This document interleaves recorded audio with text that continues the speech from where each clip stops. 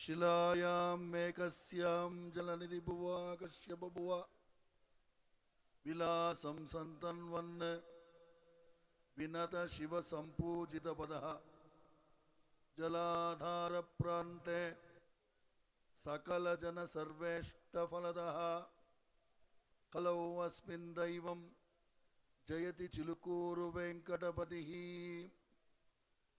बोलो चिलुकूर बालाजी भगवान की, राज्य लक्ष्मी माता की, भारत माता की, भारत माता की जय श्रीराम।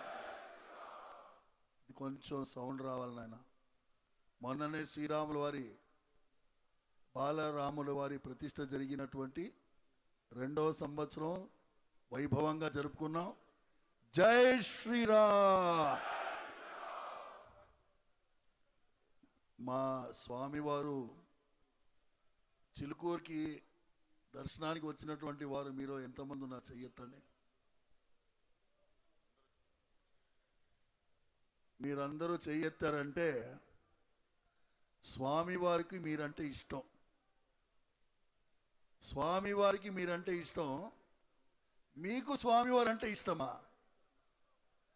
ఎంత ఇష్టం? ఎంత ఇష్టం? ఈ ధర్మాన్ని కాపాడే అంత ఇష్టం అని చెప్పాలి.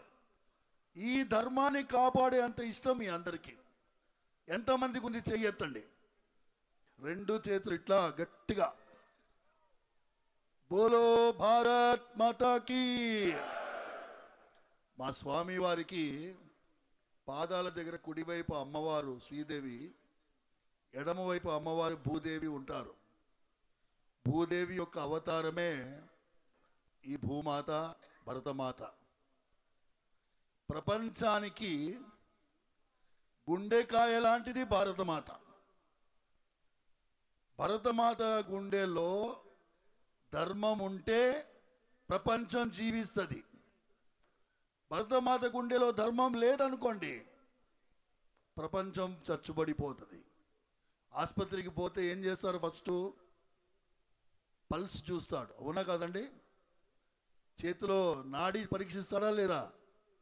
నాడి లేకపోతే చేయి పడేస్తారు, అయిపోయిందండి ఏం లేదు ఇక అంటాడు. అలాంటిది భారతదేశం.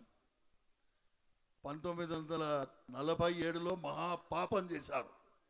ఈ దేశాన్ని విభజించారు. విభజించడానికి ముందు జిన్నా గారు బయట ఒకటి మాట్లాడాడు, వాళ్ళ ముల్లాలు ఇమాంలకు ఒకటి చెప్పాడు. ఆయన ఏమన్నాడు ఉర్దూలో, ఎందుకంటే మన వాళ్ళు ఇంగ్లీష్ మీడియం వాళ్ళకి ఉర్దూ అర్థం కాదు. ఇంగ్లీష్లో ట్రాన్స్లేట్ చేసి ఒక ఆయన పుస్తకం మొన్ననే విడుదల చేశాడు. I am asking for a land for masjid. The moment I get the land for the masjid, how we build the land, masjid, is our prerogative. అంటే మనందరి చెవులో పువ్వు పెట్టి పార్టీషన్ చేసుకొని అటువైపు తీసుకుపోయినాడు ఒక భూమిని. భరతమాతని ఖండించాడు. 1949లో మన దైవాలన్నీ మేల్కొన్నారు. ఇంకోసారి పార్టీషన్ కాకుండా కాపాడాలి అంటే ఈ దేశము ధర్మంలో ఉండాలి అని రాజ్యాంగంలో శ్రీరాముల వారిని ప్రతిష్ఠించారు. శ్రీరాముల వారిని ప్రతిష్ఠించారు. రాజ్యాంగం 1950లో వచ్చినప్పుడు శ్రీరాముడు ఉన్నాడు. ఇప్పుడు రాజ్యాంగంలో శ్రీరాముడు ఉన్నాడా? ఏమైంది? సౌండ్ లేదు. ఉన్నాడా? రాజ్యాంగంలో శ్రీరాముడు రావాలా వద్దా? రావాలి అనుకున్న వాళ్ళు చెయ్యొద్దండియా. జై శ్రీరామ్. ఇది 2 విశ్వరూపాలు జరుగుతున్నాయి బాలాపూర్లో. మొదటి విశ్వరూపం ఆంజనేయ స్వామి ఏం చేశాడు? లంకకి పోయాడు. చెట్టు కొమ్మ పైన పిల్లి సైజులో ఉన్నాడు. సీతమ్మను చూసి అంటున్నాడు, అమ్మా నువ్వు కనుక ఒప్పుకుంటే నా భుజం పైన నిన్ను ఎత్తుకొని వెళ్ళిపోతా, కిష్కిందకి వెళ్ళిపోయి రాముల వారికి అప్పచెప్తా అంటాడు. సీతమ్మ పక్కన నవ్వుతుంది. నువ్వు ఉండేది పిల్లి సైజు, నువ్వు ఎట్ట ఎత్తుకపోతావయ్యా అని నవ్వుతుంది. అప్పుడు ఆంజనేయ స్వామి చూడమ్మా నా విశ్వరూపాన్ని అని చెట్టుపై నుంచి దుంకి తన విశ్వరూపాన్ని చూపించాడు. అది ఇవాళ బాలాపూర్ విశ్వరూపం. ఇది బాలాపూర్ కాదు, బలాపూర్. ఇది బలాపూర్ అంటే బల అతి బల కలిసి ఉన్నటువంటి ప్రదేశం. విశ్వామిత్రుడు ఉపదేశం చేసిన బలాపూర్ ఇది. భగవంతుడు మీ అందరి ద్వారా ఈ దేశంలో ఉన్నటువంటి ఆ సెక్యులర్ మైండ్ సెట్ ఉంది చూసారా, నిద్రపోయే మైండ్ సెట్, మనకేం అవసరం లేదు, అది ఎక్కడో నడుస్తుంది, అది మనకి రాదు, ప్రతి ఇంటికి వచ్చింది ఆ ప్రాబ్లం. ఇవాళ ఆ ప్రాబ్లం ఇబ్బంది ఎంత భయంకరంగా ఉంది అంటే, ఏసీ రిపేర్ చేసేవాడు వాడే, మీ ఇంట్లో అన్ని గుట్లు వాడికి తెలుస్తుంది. ప్లంబర్ వాడే, మీ ఇంట్లో అన్ని గుట్లు వాడికి తెలుస్తుంది. సెల్ ఫోన్ రిపేర్ చేసేవాడు వాడే.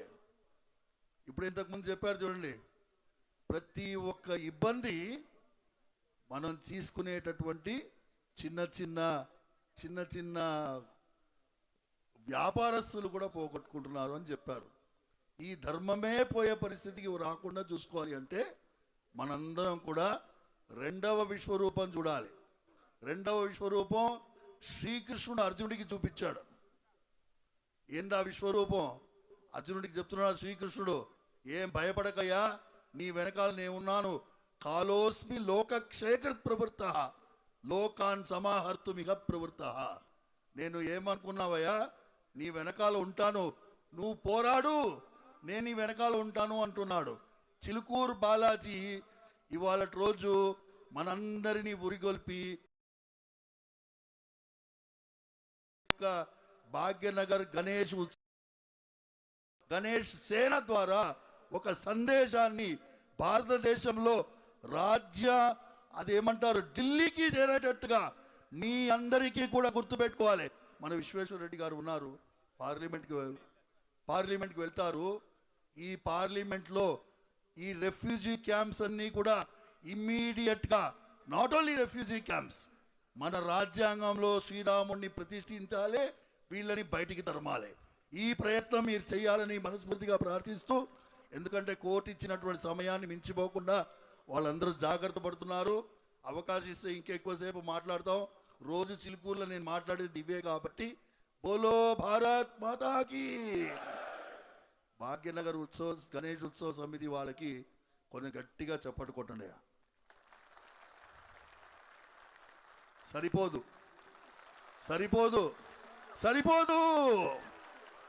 బాలాపూర్ ఉత్సవ సమితి వాళ్ళకి గట్టిగా కొట్టండి.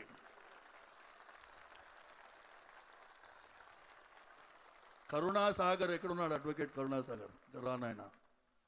నేను కొబ్బరికాయ కొట్టేటప్పుడు ఈయన చేతిలో రాయి పట్టుకున్నాడు. నేను అన్నాను, రాయి చేతిలో పట్టుకున్నావు కదయ్యా, లాయర్ స్ట్రాంగ్గా ఉంటే, అడ్వకేట్ స్ట్రాంగ్గా ఉంటే లీగల్ ప్రాబ్లమే కాదు, ఇల్లీగల్ ప్రాబ్లం కూడా పోతుంది.